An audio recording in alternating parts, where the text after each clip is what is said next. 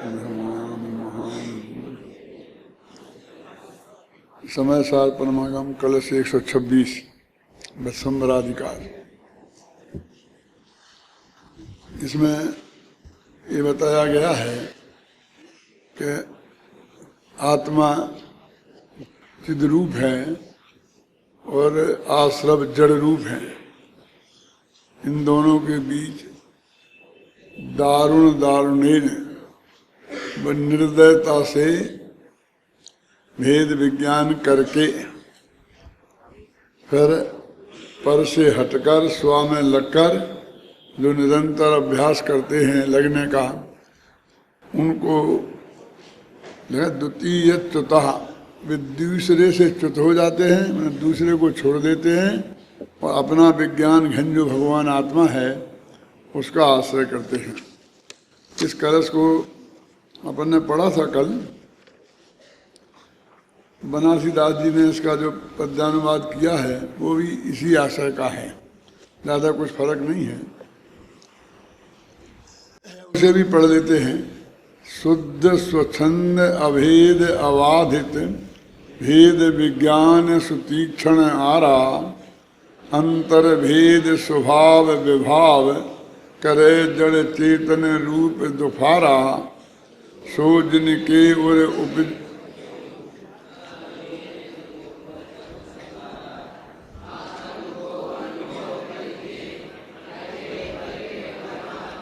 इतनी सी बात है। सुतीक्ष्ण आरा के द्वारा जिसने स्व और पर के बीच भेद विज्ञान किया है वह उसको पर संग और पर का सहारा रुचता नहीं है। रुचता नहीं माने अच्छा नहीं लगता है, इतना ही नहीं है। अच्छा नहीं लगना और बुरा नहीं लगना ये तो राग द्वेष का काम है, और रुचना है वो श्रद्धा के अर्थ में है। माने उसकी श्रद्धा में पर का साथ लेने का श्रद्धा बिल्कुल ही नहीं रहती है। और आत्म को अनुभव करके, वे आत्मा का अनुभव करके अनंत आनंदित होते हैं, और जो परमात्म धारा है उससे को परख कर उसमें आनंदित होते हैं। बात भेद विज्ञान की है। जरा हम विचार करें कि मुक्ति के मार्ग में कोई आपसे पूछे कि हमें क्या करना चाहिए कि जिससे हम मुक्ति के मार्ग में लग जाएं और हमारे कार्य की सिद्धि हो, माने हमें मुक्ति की प्राप्ति हो। बस हमको 4 लाइन में, एक पैरे में समझा दो, तो आप क्या कहेंगे? अथवा आप कोई कहेगा एक शब्द में हमें बताओ कि वो मुक्ति का मार्ग क्या है, तो हम पूरी शक्ति के साथ कह सकते हैं कि भेद विज्ञान। एक कह करके मैं बहुत बड़ी बात कहना चाहता हूँ कि और कुछ तो नहीं, कि साथ में और कुछ भी जरूरत पड़ेगी। क्यों? उपवास करना पड़ेगा कि नहीं? कि नहीं, कोई जरूरत नहीं है। क्यों? भरत चक्रवर्ती ने नहीं किया था ना, और उनका काम हो गया था। तीर्थ यात्रा,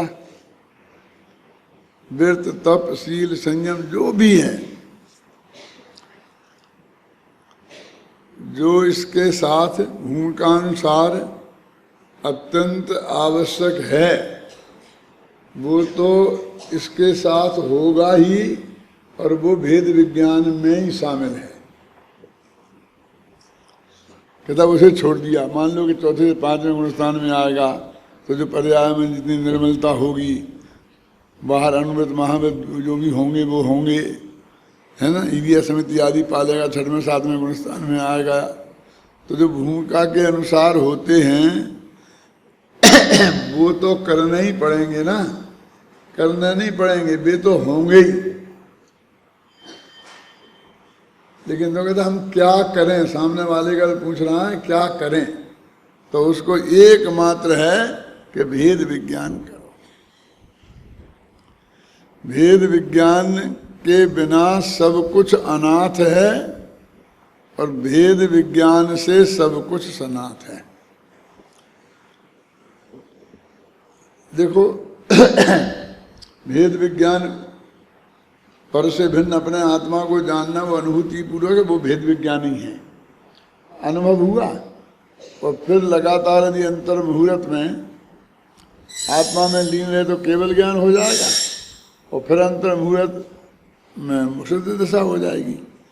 अन्ना जी से पूछना, मेरे ख्याल में 5, 7, 8 अंतर मुहूर्त होते हैं जिनमें पूरा यहाँ से लेके वहाँ तक मोक्ष हो जाता है।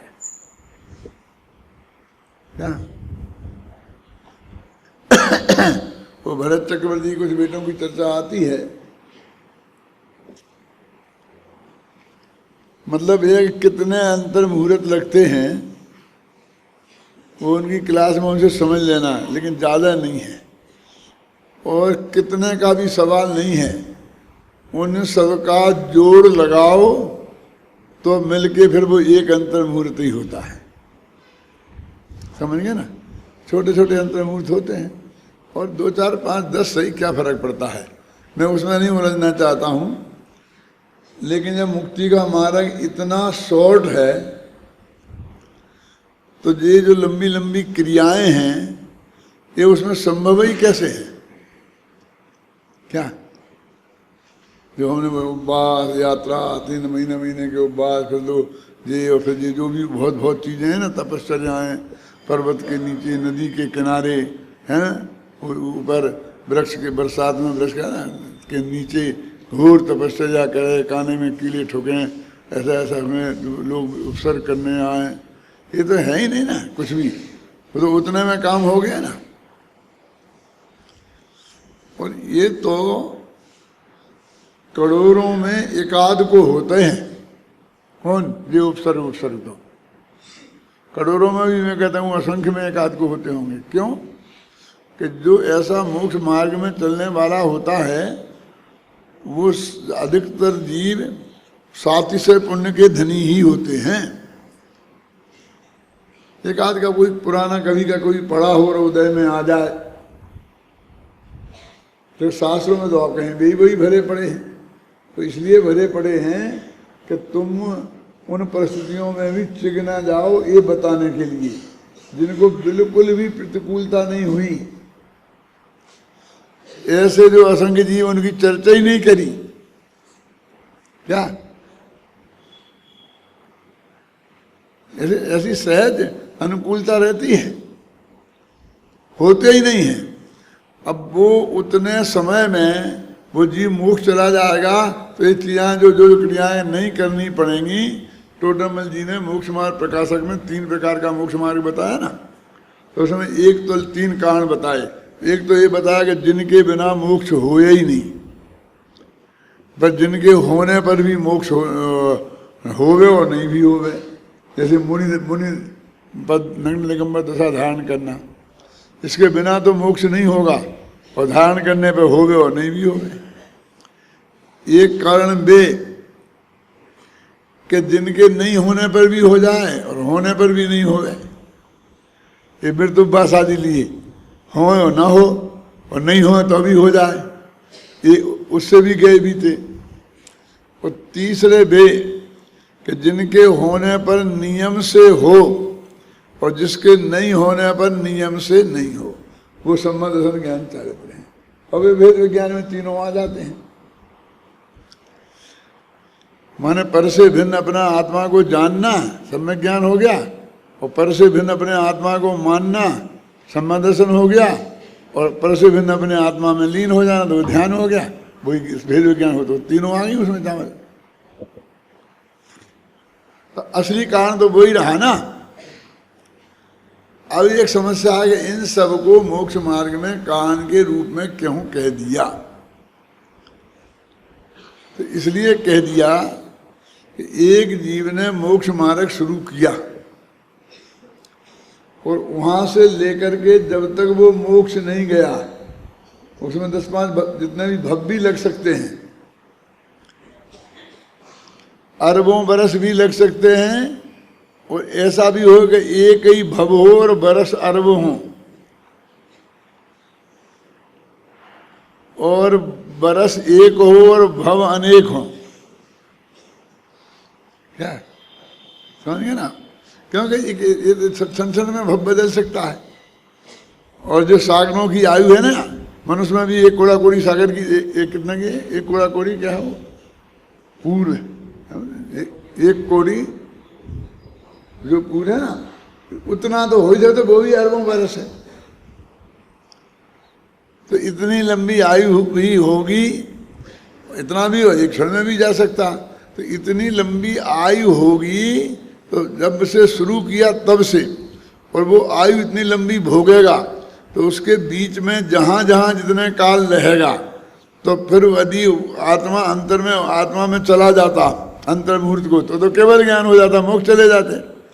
तो वो तो हुआ नहीं, तो क्या क्या होगा उन सब क्रियाओं को उनने मुख्य मार्ग व्यवहार से कह दिया। तो बस उसका जब 6वें 7वें में होगा तो फिर तो बस आदि ऑटोमेटिक होंगे ही, ये समिति भाषा समिति वगैरह ऑटोमेटिक होंगे ही, आप समझेंगे ना। और वो जो परिणतियाँ हैं वो उनको गिना दी। अब प्रथमान योग में जब उनका इतना लंबा बड़ा पीरियड है तो उसमें जो हुआ आदिनाथ के साथ समझ लीजिए 1000 वर्ष तक दीक्षा लेने के बाद उन्हें केवल ज्ञान हुआ। तो 1000 वर्ष में जो हुआ उन्हें सबको मोक्ष मार्ग में गिना दिया। ये है बस।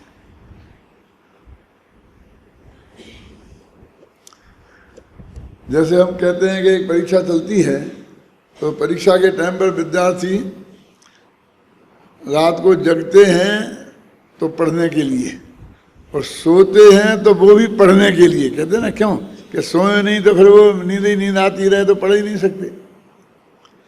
कम खाते हैं तो पढ़ने के लिए, समझे ना, और बिल्कुल ही खाना नहीं छोड़ते हैं तो भी पढ़ने के लिए। जैसे उसकी हर क्रिया को, खाने को, पीने को भी, सोने को भी पढ़ाई का कारण बता दिया जाता है, ऐसे ही उन जीवों की हर क्रिया को वो मोक्ष मार्ग कह दिया जाता है। इतनी सी बात है, क्योंकि मोक्ष मार्गी है तो मोक्ष मार्गी जो करेगा वो सब मोक्ष मार्ग।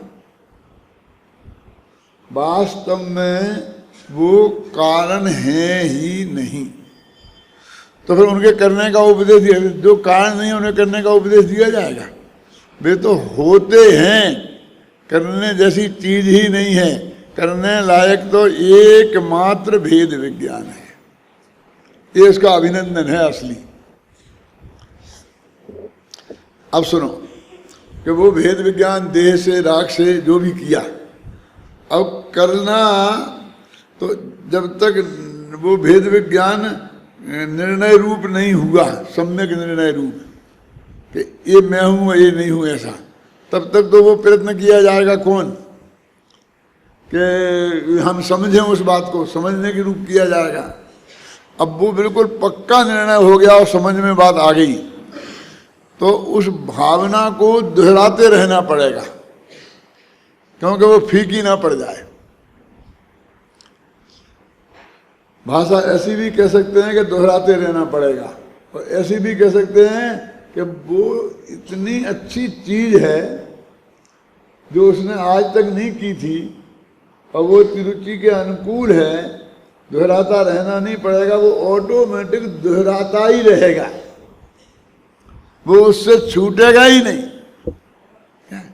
तुमने कोई चीज खाई और बहुत ही बढ़िया लगी और स्वास्थ्य के लिए भी अनुकूल लगी, तो फिर तुमको खाते रहना पड़ेगा उसे, क्यों? फिर प्रेम से खाओगे।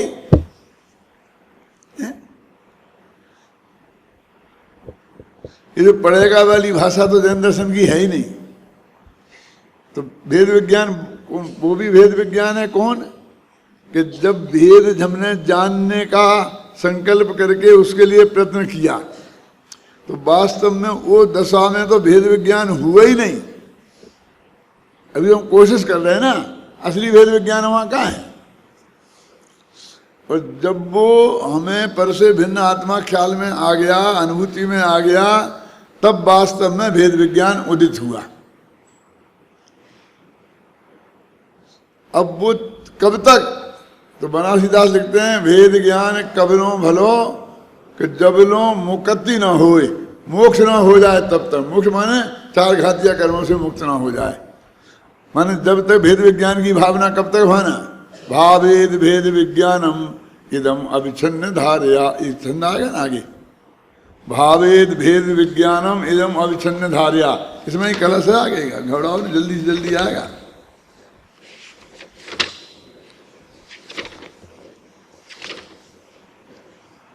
है ना 130 कलश, पेज नंबर 302 समय सार में। भावेद भेद विज्ञानम इदम अविच्छिन्न धारया तावत यावत पराश्च्युत्या ज्ञानम ज्ञाने प्रतिष्ठते। भेद विज्ञान की भावना अविच्छिन्न धारा से तब तक निरंतर ध्याना जब तक ज्ञान ज्ञान में प्रतिष्ठित न हो जाए। ज्ञान ज्ञान में प्रतिष्ठित न हो जाए माने ज्ञान माने भगवान आत्मा, उसमें जो वर्तमान ज्ञान की पर्याय वो उसको न जान ले, वो जान ले वो न जानती रहे। जान ले माने जानना और जानती रहना माने ध्यान। और अकेली वही बात नहीं है कि जब हम ऐसे आंखें बंद करके ध्यान करेंगे तब, जब आप खाना खा रहे चल रहे फिर रहे तब भी वास्तव में वो भेद विज्ञान की धारा निरंतर अंदर में बहती ही रहती है। जहाँ दिखे वहाँ तो बहती ही रहती है, जहाँ ना दिखे वहाँ भी बहती रहती है। देखो एक बहुत बड़ा जलाशय है और वहाँ से पानी, जब यहाँ है ना एक बांध है, उदयपुर पानी आता है 100 किलोमीटर 200 किलोमीटर दूर पे, और वहाँ पर जो बड़े बड़े वो पड़े हुए हैं ना जिनमें पानी आता है पाइप, तो उन पाइपों में तो पानी अंदर भरा ही पड़ा है और निरंतर बह रहा है। बाहर से कुछ नहीं दिखता, रूखा रूखा सूखा सूखा दिखता है, पर अंदर बह रहा है ना। लेकिन कहीं से उसमें एक छेद हो जाए तो कैसा फव्वारा जैसा निकलता है, तो हमें मालूम पड़ता है। और वो छेद नहीं हो तो हमें मालूम ही नहीं पड़ता कि यहाँ पानी वानी है कि नहीं है। ऐसे ही ज्ञानी धर्मात्माओं के 24 घंटे अंदर भेद विज्ञान की धारा ऐसी बहती रहती है। जब वो विकल्पों में फूटती है, वाणी में फूटती है, मन के विकल्पों में फूटती है, तो हमें ऐसा लगता है कि अब हुआ भेद विज्ञान।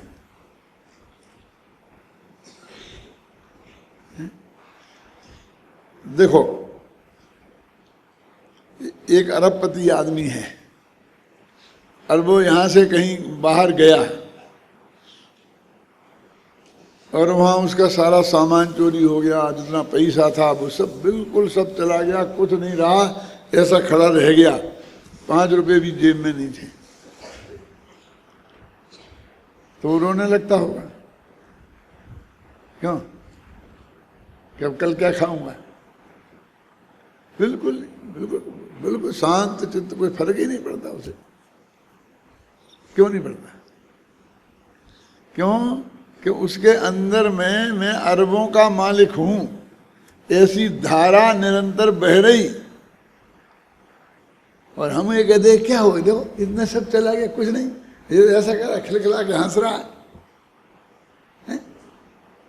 अभी फोन है ना जेब में, अभी फोन करूंगा और बरस जाएगी सब चीजें, आ जाएंगे, लोग दौड़े दौड़े चले आएंगे और पैसा आ जाएगा, कुछ नहीं, खत्म। क्यों?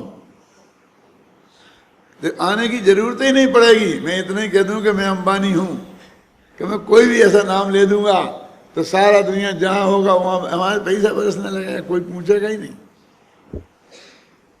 ख्याल में है ना? तो वैसे थोड़ी वो मुंह से कहता फिरता है, मुंह से तो बोलेगा तब मालूम पड़ेगा ना, मन में भी विकल्प नहीं आता है। लेकिन अंदर में मैं क्या हूं, ये अरबपति हूं, जब ये धारा बह सकती है और मैं त्रिकाली ध्रुव हूं, ये क्यों नहीं बह सकती? इसलिए मैंने रहस्यमय चिट्ठी में बहुत विस्तार से ये बात लिखी है टोडरमल जी के आधार पर कि भेद विज्ञान 2 तरह का होता है, आत्मानुभूति 2 तरह की होती है। ये आत्मानुभूति ही है। और वहीं एक दूसरा आदमी है जिसके पास 100 रुपया का नोट जिसका चला गया है, जेब कट गई है, वो दहाड़ मार के रोता है, क्योंकि उसके पास वे 100 ही रुपया थे अब वो ना घर पहुंच सकता है, ना खाने को मिल सकता है, और जानता है कि मैं किसी से कहूँगा तो कोई विश्वास भी करने वाला नहीं है। कोई विश्वास का करे, कहूँगा क्या, है ही नहीं मेरे पास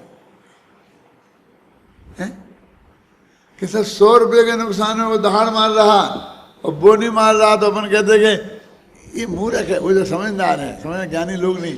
अरे ज्ञानी लोग, ज्ञानी व्यानी कुछ काम नहीं आएगा। रोटी नहीं मिलेंगी तो नहीं मिलेंगी ज्ञानी को भी। उसके अंदर जो वो अरबपति की धारा बह रही, वो उसके ताकत पर खड़ा है। ऐसे ज्ञानी के अंदर में जो धारा बह रही है, उसके बल पे खड़ा है। इसमें एक बहुत अच्छा पद है बनारसी दास का, अंतर के लक्ष्य अजाचीक लक्ष्यपति हैं। अब बनारस दास के जमाने में आज से 400 वर्ष पहले लखपति होना बहुत बड़ी बात थी। आप सोच नहीं सकते हैं, जब 1 रुपया के 10 बोरी गेहूं आते थे। क्यों? अब कह रहे 10 बोरी आते थे। तो हमने देखा है 1 रुपये के 16 किलो 20 किलो। क्या हमारे पिताजी सुनाते थे, हमारी बड़ी बहन के लिए उन्होंने गेहूं इकट्ठे करके रखे थे, शादी होनी थी, वो नहीं हो पाई, तो 1 रुपये के 16 किलो खरीदे थे और 25 किलोमीटर दूर ले जाकर 1 रुपये के 20 किलो के भाव से बेचे, क्योंकि खराब हो जाएंगे, रखे क्या करेंगे। तो फिर अकबर के ज़माने में, बनारस दास अकबर के ज़माने के थे, क्या रेट होंगे मिल जाएंगे आपको। अब उस वक्त 1 लाख रुपए का मालिक होना, आप कल्पना करो। आज के अरबपति उसके सामने कुछ नहीं है। तो वो कहते लक्ष्यपति माने लाख के मालिक, और वो कहते अंतर के लक्ष्य, जिसने भगवान आत्मा का लक्ष्य किया है वे असली लक्ष्यपति हैं। अंतर के लक्ष्य अजाची के लक्ष्यपति हैं। जैसे लक्ष्यपति लोग भीख नहीं मांगा करते, ऐसे ही अंदर के लक्ष्यपति वे पर्याय में उनके भिखारी बना नहीं होता। पर से मिलता ही नहीं सकता कुछ, पर को हम दे ही नहीं सकते, पर से हम ले ही नहीं सकते। क्या नीति शास्त्र में बहुत छंद ऐसे आए हैं, भर्तहरि का जो है ना नीति शतक में मिलेंगे आपको। अहिर निसंबर सति बारी बाहा तथापि पत्रा तृतया पलासा। आया समझ में आ गया? ये छंद आता है? आता है तो ऊपर की लाइन क्या है बोलो? ये तो नीचे की लाइन है। क्या? अहिर निसंबर सति बारी बाहा, मेघ दिन रात बरसें तो भी पलाश के एक डाली में, टहनी में 3 पत्ते ही होंगे, 4 नहीं होंगे। पलाश समझते हो? एक पेड़ होता है जो बुंदेलखंड में क्या बोलते हैं, छोला, जिसमें ऐसे फूल होते हैं बसंती रंग के, केसरिया रंग के, और उनका वो रंग बना करके होली खेलते हैं उससे। उसकी एक टहनी में 3-3 पत्ते होते हैं। बरसात आवे भयंकर तो भी 3 पत्ते होंगे, और नहीं आवे कम आवे तो भी 3 होंगे। हैं? तुष्टो ही राजा यदि सेवकेभ्या, यदि राजा से तुष्ट संतुष्ट हो जाए, भाग्यात परम नैव दधाति किंचित। क्या? भाग्य से ज्यादा नहीं दे सकता। तुष्टो ही राजा यदि सेवकेभ्या भाग्यात परम नैव दधाति किंचित।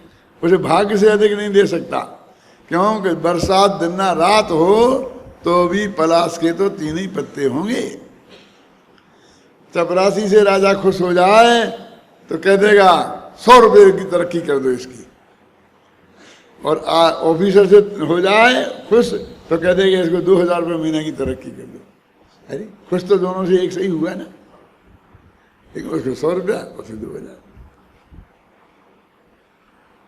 माने वो तो उसके भाग्य के अनुसार मिलता है, ये राजा माजा नहीं देता है।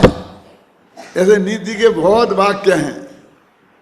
वहां यद्धात्रा लिखितम ललाट पट्टे तन्मार्जितम कह क्षमा, जो विधाता ने अपने भाग्य में लिख दिया उसे कौन मिट सकता है? अब अपने विधाता नहीं है, कर्मत पर आया है, समझ लो है। क्यों कि जो नक्की है वो ही होने वाला है। इस आधार पर उनकी अजाचीक वृत्ति पनपती है।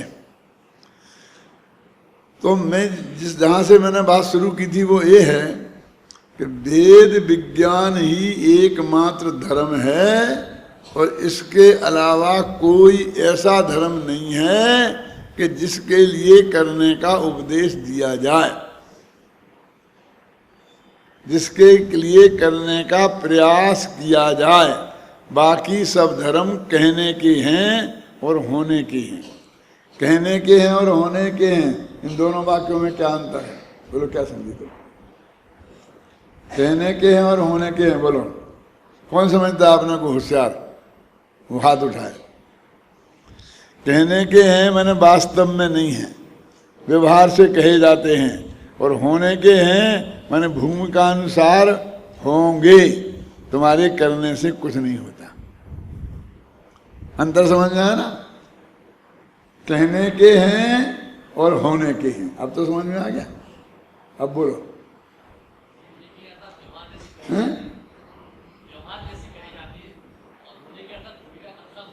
हाँ, बस तेरे को कुछ नहीं करना है। वे कहने के हैं और होने के हैं, हो जाएंगे समय पर, समझ लेना। कहने के हैं और होने के हैं, और कहीं कुछ भी बात नहीं है बस। मतलब तेरे माथे पे उनका कोई बोझा नहीं है। तुम तो ये बताओ कि हम क्या करें। तो एक शब्द है भेद विज्ञान, खत्म। कि भेद विज्ञान हो जाने के बाद क्या करें, कि अब करने को रह क्या गया है? अब तो भेद विज्ञान निरंतर उसी अविरल धारा अंदर में बहती रहेगी।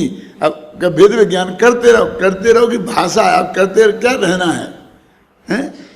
मैं जुदा हूँ, राग जुदा है, ये नक्की हो गया। अभी 24 घंटा अंदर में धारा बहती रहेगी।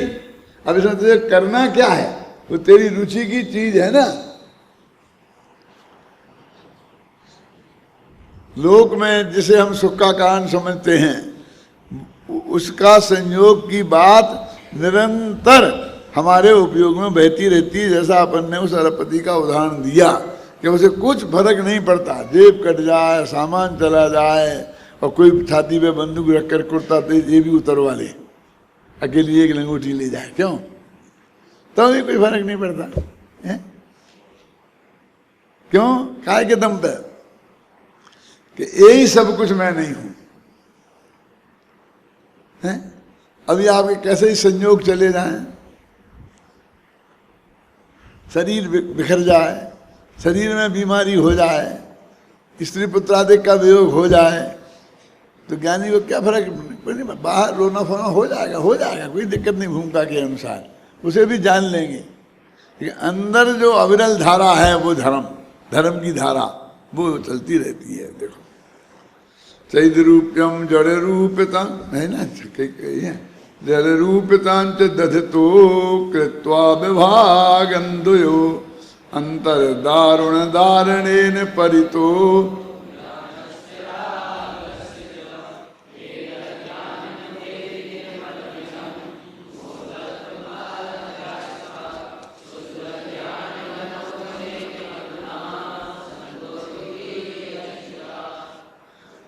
अब एक आगे वेद विज्ञान से शुद्धात्मा की उपलब्धि हो जाएगी, ठीक है? तुम्हें वेद विज्ञान से शुद्धात्मा तेरे को प्राप्त हो जाएगा। अब तेरे को शुद्धात्मा प्राप्त हो गया, अब और क्या चाहिए? कि थोड़ा सा और 1000-2000 रुपया भी मिल जाए साथ में तो ठीक रहेगा ना। कि बस तो समझ लेना तेरे को भेद शुद्धात्मा प्राप्त नहीं हुआ। वो अपना है ना, वो मेले में लड़की जाती, माँ बेटा जाते हैं, खो जाते हैं, क्यों? अब बेटे को माँ और माँ को बेटा मिल गया, अब और क्या चाहिए? क्यों? यदि और चाहे बाकी रह जाए तो माँ बेटे आपस में मिले ही नहीं, हैं?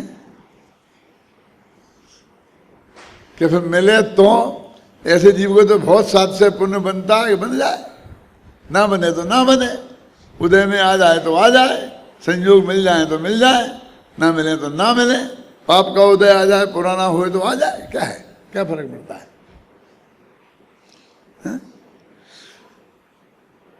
अब कहते कथम भेद विज्ञानादेव शुद्धात्मोपलब्ध इति चेत, है ना क्या?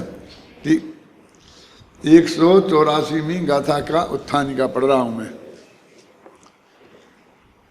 कि भेद विज्ञान से ही शुद्धात्मा की उपलब्धि हो जाती है, यदि ऐसा कोई कहे तो। कभी कभी 4 लाइन की उत्थानिका हो और उसका अर्थ 1 लाइन में हो सकता है, कभी कभी एक शब्द की उत्थानिका हो और उसका अर्थ पेजों में ना समाए। कल शाम को पढ़ा रहे थे ना शांति जी, क्या पढ़ा रहे थे बताओ? तत् किम, बस इतनी उत्थानिका। एक गाथा की उत्थानिका कितनी है? कौन सी गाथा है? 143 42। तथा क्यों, ये क्या कह रहे कि तुम यहां तक गिनाते आए हो, ये सब बातें करते आए हो, तो मैं पूछता हूं इस सब से क्या करें इसका? इसे चाहते हैं, खाएं पिएं ओढ़ें, क्या करें? मतलब इन बातों से क्या लाभ है? इस नए से ऐसा, इस नए से ऐसा, इस नए से ऐसा।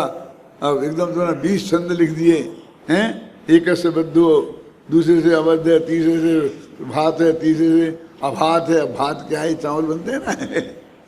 अरे उसका नाम भी भात इसलिए है क्योंकि आपको भाता है। देखो वहां तो भाता ही बोलते हैं, शिखर जी में भाता घर। कुछ भी खिलाएं तो भाता बोलते हैं उसे। तो एक कहते हैं कि वो बना हो चाहे नहीं बना हो, इससे क्या है?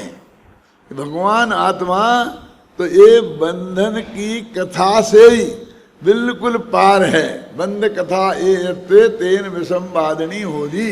वो बंध की कथा ही विसंवाद पैदा करती है। कौन सी कथा? बंध की कथा, कि बंधा है कि नहीं बंधा। ये नहीं बंधा भी बंध की कथा है।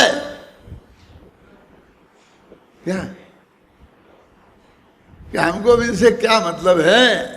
मैं तो, मेरी दृष्टि में तो वो त्रिकालीश्वर भगवान आत्मा आ गया, उसे तुम बंधा मानो बिना बंधा मानो, कहो जो कुछ भी हो, बस मैं तो अपने में परिपूर्ण है। तथा क्यों, छोड़ो खत्म, बहुत होगी बातें बस खत्म। जैसे अपन कहते हैं ना, एक आकर के आए और सुनाए, सुना पंडित जी आपने? नहीं सुना। सुनाओ भैया। ऐसा हो गया, ऐसा हो गया, वो सोनिया गांधी ने ऐसा कह दिया, आडवाणी ने ये कर दिया, फलानी रक्षा निकल गई, वहाँ इतने मर गए, इतने हो गए, इतने हो गए, हो गई कहानी। अरे तुम्हें पता नहीं है क्या क्या हो गया है, और सुनो, और सुना दे। तब सुना, पूरी सुना करके वो खत्म हो गया, थक गया। क्या करें अब, क्या करें हम? बोलो तो इतना सब हो गया तो हम क्या करें? ये तथा किम का अर्थ है। ये तो जगत है, जगत में होगा, इससे हमें क्या लेना देना है? अब पेज कैसे भर जाएंगे इसमें?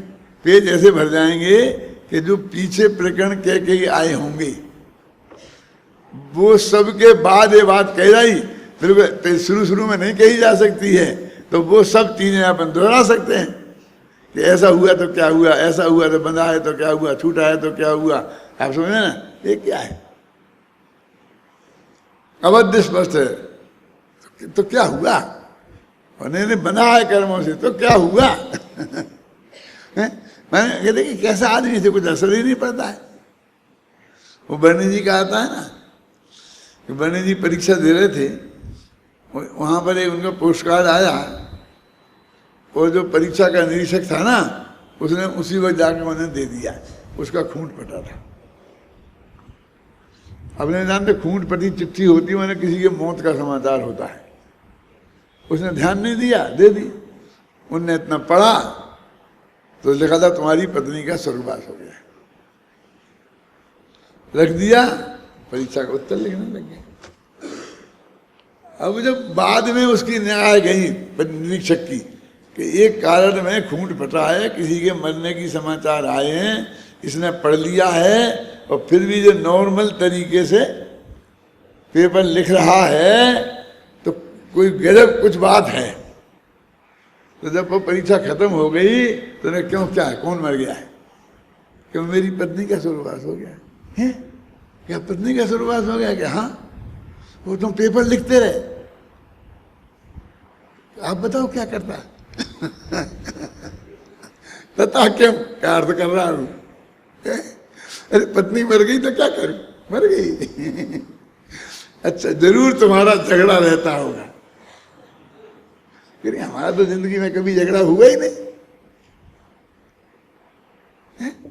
तो तुम्हारा रंच मात्र भी दुख नहीं हुआ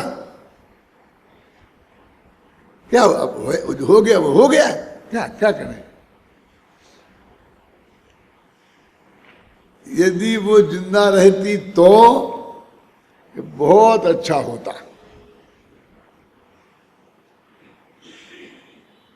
मैं कोशिश करता तो उसका भी भव सुधर जाता, और मर गई तो उससे भी ज्यादा अच्छा हुआ। क्यों? अब मेरे गोधर का विकल्प टूट गया, अब मुझे घर जाने का विकल्प का काम ही नहीं रहा, अब तो मैं बस अपने में जाऊंगा। अरे तथा क्रम का अर्थ समझ में आया कि नहीं आया?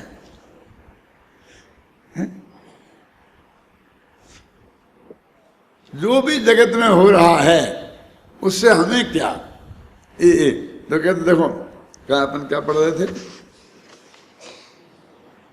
कौन सा 184 में क्या था? जह कनक मग्न तबियम प्रिय कनक भावम तम पर चैली।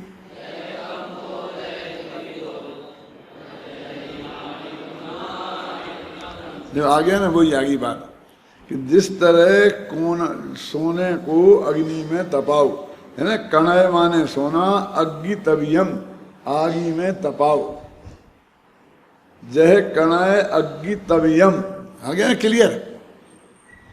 कणय भावम नहीं परिचयदी, वो सोना लोहा नहीं हो जाता है, वो कनक भाव को, सोनेपन को छोड़ता नहीं है। तो अपन को कोई चिंता नहीं है, जला जला दो ना, तो एक रत्ती कम होने वाला है और ना वो सोना से लोहा होने वाला है। जैसे अग्नि में तपाया हुआ सोना कनक भाव को नहीं छोड़ता है, सोनेपन को नहीं छोड़ता है, वैसे ही कम्मोदय तबियो, कर्म के उदय से तपा हुआ आत्मा, ज्ञानी तू नान तुम न जहेदी, वो ज्ञान पने को नहीं छोड़ता है, उसका ज्ञान पना कायम रहता है। रानी माने तुम अनादि काला आत्मा लगाओ तो आत्मा का आत्मापन नहीं छोड़ता, और सम्यक ज्ञानी लगाओ तो सम्यक ज्ञान पना नहीं छोड़ता। क्या वो कहते हैं कि अग्नि में तपाने से, सोने से तुम डर क्यों रहे हो? कर्म का उदय आ जाएगा तो इसमें घबराने की क्या बात है? कि मेरे पाप कर्म का उदय नहीं आ जाए, न मालूम कौन हो गया पाप कर्म का उदय आया था, न मालूम मैंने क्यों नहीं कहा। अब बेचारी सीता तो रो रही थी जंगल में, हे भगवान मैं तो ऐसी में कोई ऐसा पाप किया नहीं है, मैं तो किसी को लांछन लगाया नहीं है, मेरी ये पाप कर्म का उदय कहाँ से आ गया? क्यों? एक तो इसका उत्तर ये है कि कोई आचार्य उसके पूरा भव बताने लग जाए और ये कहने लग जाए कि तूने फलाने भव में फलानी चिड़िया के साथ ऐसा किया था इसलिए तेरे को आया है। क्यों? वो कहते ना, हे मैंने ऐसा पाप तो कभी कब किया था, मैं तो कभी किया ही नहीं ऐसा पाप। तो आप पूरा भवों में जा करके बताओ कि ये कब किया था, लेकिन वास्तव में भले ही वो ये कह रही कब किया था, लेकिन वह अकाउंट थोड़ी मांग रही कि भैया हमने तुमसे पैसा कब लाए थे जो तुम मांग रहे हमसे। क्यों? वो तो वो अनिष्ट है संयोग, उसके प्रति अपनी अरुचि व्यक्त कर रही है, बस खत्म। वो कब का आपका हिसाब कहीं चाहिए क्या? तो उसका क्या जवाब है? एक तो वो जवाब है कि बता दे तब का है, और एक ये जवाब है कि क्या है, तुम्हें क्या है, क्या फर्क पड़ता है, आएगा उदय में आएगा, खिल जाएगा, चला जाएगा। ये दुनिया बक रही ना, गांव गांव में निंदा हो रही है हमारी, और हमें कुशीलवती माना जा रहा है। तुम्हारा क्या फर्क पड़ता, मान लो, उसकी मान्यता झूठी हुई ना। सुनना, मैं तो नहीं हूं ना कुशीलवती, फिर मुझे क्या करना। लेकिन निंदा हो रही ना कि हों दो, वो तो आशीष कीर्ति कर्म का उदय काम है।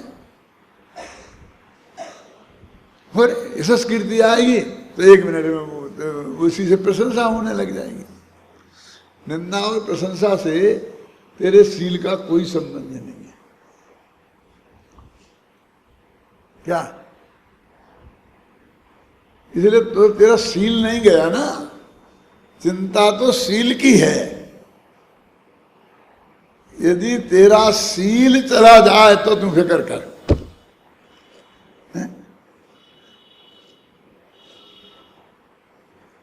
लेकिन ये सारे जगत के लोग आज दुनिया मुझे बेईमान समझ रही है, तू बेईमान नहीं है ना, तो फिक्र मत कर। लेकिन किसी को भी बेईमान होने में तकलीफ नहीं है, दुनिया बेईमान समझे इसमें तकलीफ है। उसको दुनिया की समझ ठीक करनी है, अपने को स्वयं को ठीक नहीं करना है।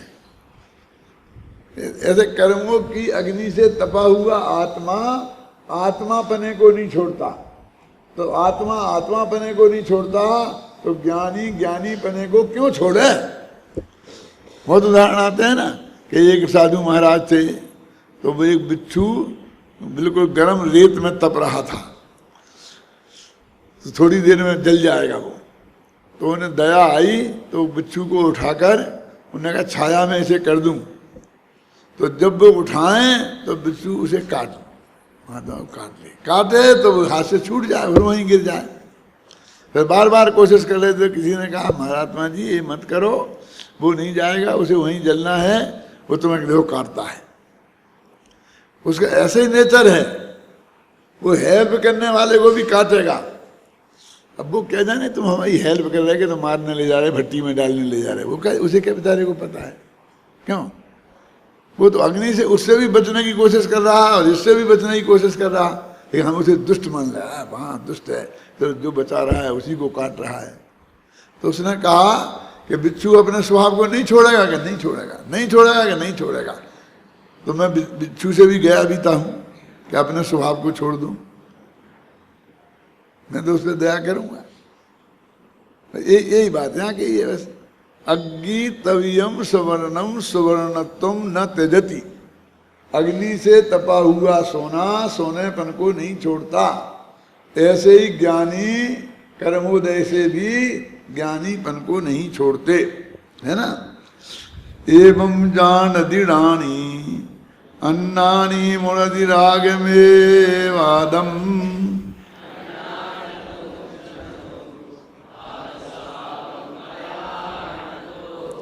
एवं जानती रानी, ज्ञानी तो ऐसा जानते हैं, लेकिन अज्ञानी राग में वादम मुनदी, राग अज्ञानी राग को ही चाहते हैं। राग से भेद विज्ञान कराया था ना, ज्ञान और राग में संधि कराई थी ना, तो अब वही बात फिर लाए, परद्रव की नहीं लाए। लेकिन अज्ञानी राग में वादम मुनदी, राग को ही, एव है ना, एव आदम माने आत्मा, मुनदी माने जानता है। अज्ञानी राग को ही आत्मा जानता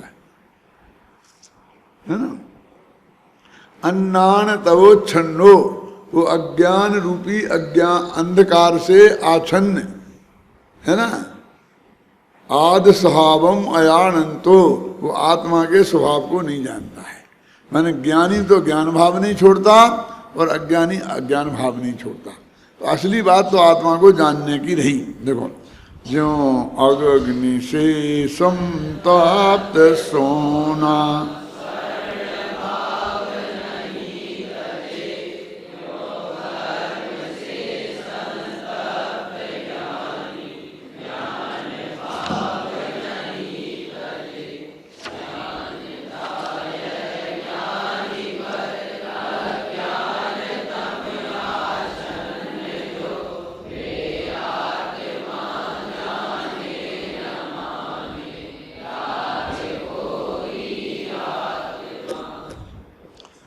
आगे स्पष्ट है ना, अर्थ में तो कुछ करने की जरूरत नहीं है ना। अब आत्मख्याति में इन गाथाओं के भाव को इस प्रकार स्पष्ट किया गया है। देखो, जिससे उपर्युक्त भेद विज्ञान है वह उस भेद विज्ञान के सद्भाव से ज्ञानी होता हुआ, कौन सा ज्ञानी लेना है? जिसको वो भेद विज्ञान है, इस प्रकार जानता है कि जिस प्रकार प्रचंड अग्नि से तप्त होता हुआ सुवर्णत्व को नहीं छोड़ता, उसी प्रकार प्रचंड कर्मोदय से घिरा हुआ होने पर भी ज्ञानी ज्ञानत्व को नहीं छोड़ता, क्योंकि हजारों कारणों से एकत्रित होने पर भी स्वभाव को छोड़ना अशक्य है। स्वभाव को छोड़ देने पर स्वभाव मात्र वस्तु का ही उच्छेद हो जाएगा। वो स्वभाव ज्ञानी का स्वभाव है। देखो, प्रथमान योग की जितनी कहानी किस्से है ना, इन सब पर मेरे को ऐसा विकल्प आता है कि इनको बिल्कुल नए सिरे से लिखा जा सकता है। जैसे कि मैना सुंदरी और श्रीपाल का नाटक है ना, क्या बोलते उसे, अब उसका नाम भाग्य नाम से एक व्यक्ति ने लिखा था। उसका नाटक क्या नाम से लिखा? भाग्य नाम से। वो व्यक्ति जो थे मेरे जन्म होने के पहले ही मर गए थे, इसलिए मैं उनसे मिला नहीं हूँ, लेकिन अच्छे लेखक थे, कविताएं बहुत लिखी। क्या नाम बताओ? राम से एदमातपुर के थे वो, हैं? खैर कोई होगा, नाम से क्या लेना था। अब उसमें क्या लिखा है कि मैना सुंदरी बार बार कहती है कि भाई मेरे भाग्य में जो लिखा होगा, मेरे भाग्य में जो लिखा होगा। अब जैसे भाग्य किसी ने लिखा है और वो बस है, बस अब इसलिए भाग्य में अपने बाप पे भाग्य की दुहाई देती है। अब वो सचमुच वो व्यक्ति भाग्य शब्द का अर्थ भी नहीं समझता। आप लोग कितना समझते मैं नहीं जानता।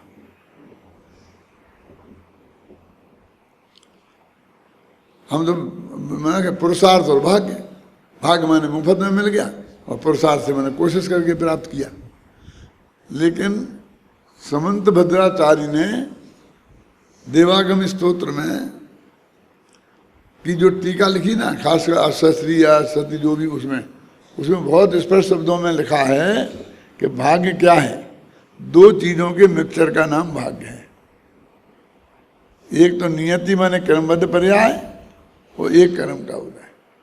हमने अकेले पूर्व कर्म के उदय को भाग्य समझ लिया, तो वो तो निमित्त है, और नियति जो है ना कर्मबद्ध पर्याय, जो होना है वो नक्की, इन दोनों की मिले हुए का नाम भाग्य है। तो उनने भाग्य का अर्थ पूर्व कर्म का उदय समझे। पहला कर्म जो हमने किए थे, वो जो हमें भाग्य कर्म बंधे थे और उनका उदय में आना, उसका नाम भाग्य मानते हैं। और वर्तमान में जो हम करें उसको हम मानते हैं पुरुषार्थ। कोई कर्म ही में, कर्म में कर, जो कर्म करें। अब दो ही कर्म ही पे ही घटा दिए, निमित्त पे ही, और उपादान दोनों में ही गया है पुरुषार्थ। अब मैं लिखूंगा पूरा नाटक तो इतना बढ़िया हो जाएगा कि समझ लीजिए कि पूरा मोक्ष मार्ग उसमें आ जाएगा। बात घटना तो वही है कि उस मैना सुंदरी का बाप उसे कहेगा कि मैं कोरी से शादी करेगा, क्यों? वो कहेगी तो, लेकिन वो ये कहेगी कि जो नक्की है अनादिकाल से, आप उसमें क्या कर सकते हो, हैं? मेरे भाग्य में लिखा है नहीं कहेगी क्या? आप समझ गए ना? वो जितना संवाद आएंगे वो सब इसी बात को बताएंगे, थोड़ा थोड़ा इसको भी कह देंगे। अरे वो कर्म भी तो उसी के अनुसार ही बंधे होंगे। अब आप समझे कैसा होगा, कैसी होगी वो नाटक कैसा होगा? इतने में समझ में आ गया कि नहीं आ गया?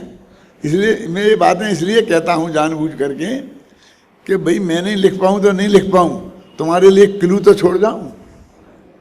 इनमें से तुम लोगों में से कोई लेखक पैदा हो तो वो इसके आधार पर इसको पूरा बढ़ा सकता है, समझे ना? अपनी सारी कला उसमें घुसेड़ करके और वो लोकप्रिय भी बना सकता है। लेकिन वो इतनी शब्द भाषा में आना चाहिए कि उसमें वो पार्टी बंदी सी नहीं दिखे, कोई ग्रुपबाजी नहीं दिखे, हैं? वो इतने सुंदर तरीके से आना चाहिए कि लोगों को वो गले उतरे। माने जो भाग्य शब्द का असली अर्थ है कर्म का उदय, पूर्व कर्म का उदय और कर्मद पर्याय नियति, ऐसा है। और पुरुषार्थ का अर्थ वहां क्या? पुरुषार्थ का इसका नाम पुरुषार्थ है। वो वर्तमान के विकल्प हैं तेरे। जैसे तू पुरुषार्थ करा, मैंने बहुत कोशिश करी, 50 लड़के देखे, 100 लड़के देखे, तूने ऐसा किया ऐसा किया, क्या किया? ये पुरुषार्थ है। ये गलत दिशा में तूने सारा कुछ किया और जो असफल हुआ और असफल ही होना था। क्यों? और सो ये कहता है मैं तो बहुत किया, क्या कुछ नहीं किया है? सेंट्रल आइडिया ख्याल में आ गया कि नहीं आ गया? लिखना कोई, मैंने लिख पाऊँ तो लिखना, और मैं लिख दूँ तो भी लिखना। ऐसा नहीं कि जो मैंने लिख दिया उसको तो मैं लिखने की जरूरत नहीं है, तुम और अच्छे तरीके से प्रस्तुत करके। लेकिन ऐसा नहीं करना कि तुम ऐसे लिखो कि जिससे जो श्रद्धा इससे पैदा हुई बाबी डिग जाए। जगत में वो तत्व ज्ञान गहराई से प्रवेश करे, हैं क्या है? कि तुम उग्रता में ऐसा लिख दो कि 10 आदमी विरोध में खड़े हो जाएंगे, नहीं नहीं ये बात गलत है, ऐसा था ही नहीं, ऐसा था ही, तो सब नाटक बिगड़ जाएगा बेचारे। फिर कोई एक जगह दो चार जगह बिगड़ा तो फिर कोई नाटक करेगा नहीं, उस नाटक को कोई है करेगा नहीं। मेरे मतलब समझे, इस सारे एंगल जो मूल तत्व ज्ञान है उसके आधार पर उसमें किया जाता है। अब मैं ये नहीं कहना चाहता हूँ कि जिनने वो ऐसा किया वो सब ज्ञानी आगे, वो तो पंडित था ना इसलिए मैंने कह दिया हैं। अब बाकी भट्टारक बहुत हुए हैं, फिर आचार्य उनके नाम से आचार्य लगा हुआ है, वो झगड़े में ज़्यादा नहीं पड़ना। शांति से जो असली चीज़ है उसे बिल्कुल विनय भाव से प्रस्तुत करना, किसी के विरोध के लिए नहीं। मूल तत्व ज्ञान जिसको हमें देना है उस तक पहुंच जाए, हमारी ये इच्छा होनी चाहिए। किसी को हराना, किसी को मूर्ख बताना कि कोई कुछ नहीं समझता है, ये बताना देखो कुछ नहीं समझता था मैंने बताई, इसमें तो कुछ दम नहीं है, इससे कोई फायदा